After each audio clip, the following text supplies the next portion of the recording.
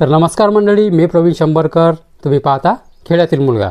तर बघा, मराठवाडा आणि विदर्भात झालेल्या अतिवृष्टीमुळे शेतकऱ्यांचे मोठे नुकसान झाले होते. या नुकसानाच्या पाहणीनंतर राज्य सरकारने आता शेतकऱ्यांना मोठा दिलासा दिला आहे. राज्य सरकारने आजच्या मंत्रिमंडळ बैठकीत शेतकऱ्यांसाठी पीक नुकसान भरपाई जाहीर केली आहे. खरीप 2025 मधील पिकांच्या नुकसानीसाठी 2215 कोटी रुपयांची जे मदत आहे ते जाहीर करण्यात आली आहे. मदत आणि पुनर्वसन विभागाने याबाबतचा शासन निर्णय आजच जाहीर केला असून ही जी रक्कम आहे आजपासून वितरित केली जाणार आहे. गेल्या काही दिवसात झालेल्या अतिवृष्टीने राज्यातील अनेक जिल्ह्यामध्ये पिकांचे मोठ्या प्रमाणात नुकसान झाले. यामध्ये मराठवाड्यासह विदर्भातील शेतकरी सर्वाधिक बाधित झाले होते. सरकारने केलेल्या पंचनाम्यानुसार एकूण 31,64,000 शेतकऱ्यांचे मोठे नुकसान झाल्याचे समोर आले आहे. या शेतकऱ्यांना मदत देण्यासाठी सरकारने तातडीने पाऊल उचलले आहे. पिकांच्या नुकसानीमुळे शेतकरी आर्थिक अडचणीत सापडले होते. अशा परिस्थितीत त्यांना दिलासा देण्यासाठी सरकारने हा जो निर्णय आहे तो घेतला आहे. जाहीर झालेली मदत आजच वितरित केली जाणार असून शेतकऱ्यांना त्यांच्या नुकसानीची भरपाई जी आहे ते मिळण्यास मदत होणार आहे. मराठवाड्यासह राज्यातील ज्या ज्या भागात अतिवृष्टी झाली आहे त्या सर्व भागातील शेतकऱ्यांचा या मदतीमध्ये समावेश करण्यात आला आहे. जून 2025 ते ऑगस्ट 2025 या कालावधीत अतिवृष्टीने नुकसान झालेल्या पिकांचे जे पंचनामे झाले होते त्याकरिता ही जी मदत आहे ती असणार आहे. ठीक आहे. जे पंचनामे झाले होते जून 2025 ते ऑगस्ट 2025 या दरम्यान जे पंचनामे झाले त्याकरिता ही जी मदत आहे ती असणार आहे. ठीक आहे. याच्यासाठी जे आहे 2215 कोटीची जी मदत आहे ते मंजूर करण्यात आली आहे. ठीक आहे. राज्य सरकारचा हा एक मोठा निर्णय आहे. राज्यातील 32 लाख शेतकऱ्यांना एक मोठा दिलासा देणार आहे. तर याच्यामध्ये कोणकोणते जे विभाग आहेत, कोणकोणत्या विभागांना किती मदत देण्यात येणार आहे ते बघा आता. तर जुलै महिन्यापासून छत्रपती संभाजीनगरमध्ये 721 कोटी, नाशिकमध्ये 13.77 कोटी रुपयांची जे मदत आहे ते देण्यात आली आहे. ऑगस्टमध्ये पुणे विभागासाठी 14.29 कोटी, नागपूर विभागाला 23.25 कोटी आणि अमरावती विभागाला जे आहे 565.60 कोटी रुपयांची जे मदत आहे ते देण्यात आली आहे.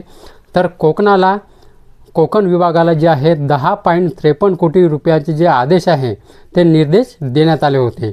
ही जे सगळी मिळून राज्य सरकारने खरीप हंगामासाठी आतापर्यंत 2200 कोटी रुपये देण्याचे जे निर्देश असल्याचे आहे जे मंत्री आहेत मकरंद पाटील यांनी सांगितले होते.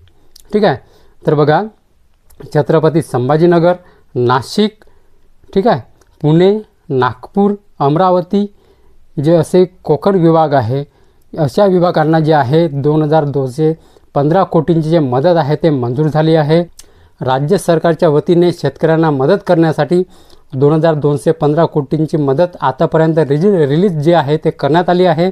मात्र हे सर्व पैसे जे आहे एकाच GRने नाही तर वेगवेगळ्या प्रकारच्या GRच्या माध्यमातून देत आहे. तसेच ही जी प्रक्रिया आहे अद्याप थांबलेली नाही. आतापर्यंत 2215 कोटी रुपयांची जे मदत आहे आम्ही केली आहे त्यातले 1829 कोटी रुपये जे आहेत ते पोचले आहेत.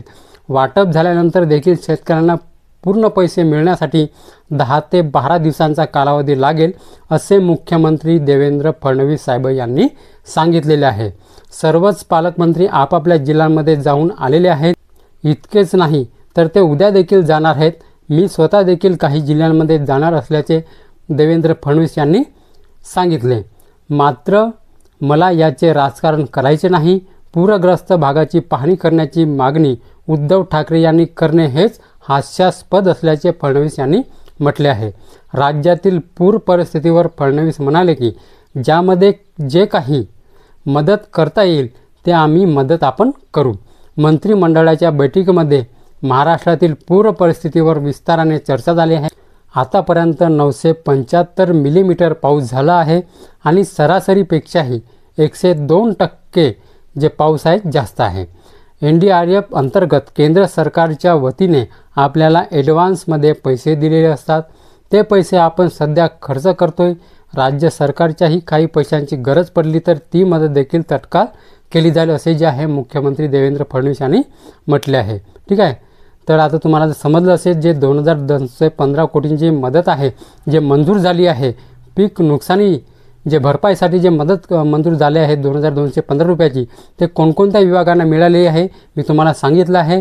तर मंडळी, हा व्हिडिओ शेअर करायला विसरू नका, कारण कालच याच्याबद्दल जो GR आहे तो जारी झालेला आहे. आणि असं जे आहे, मुख्यमंत्री देवेंद्र फडणवीस साहेबांनी आजच्या न्यूजपेपरच्या माध्यमातून मी ही जी बातमी आहे तुम्हाला आज तुमच्यापर्यंत मी पोचवत आहे. ठीक आहे. तर मंडळी, व्हिडिओला शेअर करायला विसरू नका, कारण त्या शेतकऱ्यांपर्यंत जे शेतकरी पीक नुकसानीच्या भरपाईसाठी जे मदतची आहे ती वाट पाहत आहेत, अशा शेतकऱ्यांपर्यंत हा व्हिडिओ शेअर करायला विसरू नका. ठीक आहे. तर मंडळी, हीच होती आजची माहिती.